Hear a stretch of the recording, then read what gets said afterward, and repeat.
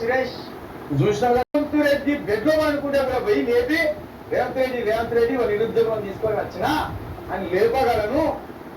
నేను పెద్ద మనిషిని విడేస్తాను. మళ్ళీ మంత్రి గారి ఇంట్లోకి డైరెక్ట్ గా పోయి అన్నయ్య పోయి పని కావాలని ప్రదర్శన చెప్పగలుగుతాడు. ముఖ్యమంత్రి గారి దగ్గర ఈ హామీల గురించి మనం తాగిపోతే అయిపోయి మాట్లాడినట్టున్నావు. ఆ రోజు తాగిపోతే ఆ రోజు తాగిపోయి మాట్లాడినట్టున్నావు. ఇప్పుడు ఏ మంత్రి ఇల్లు తెచ్చలేదు కానీ తాగిపోతే కదవా? ఏ మంత్రి ఇల్లు తెచ్చలేదా? తాగిపోతే కదవా? లేకపోతే ముఖ్యమంత్రి ఇల్లు తెలవా? తాగిపోతే కదవా? మన గెలవగానే ముఖ్యమంత్రి ఇంటికి పోయి నేను మర్యాద పూర్వకంగా కలవడానికి వచ్చినా అని ఆ రోజు ఆ గురుకులకు సంబంధించిన అభ్యర్థులు వాళ్ళ ఇంటికా ముఖ్యమంత్రి గారి ఇంటికా ధర్నా చేస్తారే పోటీ కదా విధవా ఆ రోజు నిన్ను అడ్డగించింది కదా ఈ గురుకుల అభ్యర్థులు. మరి ఇప్పుడు మంత్రి గారి ఇల్లు తెలవా నీకు? ముఖ్యమంత్రి గారి ఇల్లు తెలవా విధవా?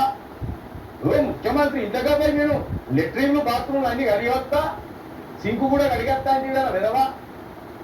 మైపాల్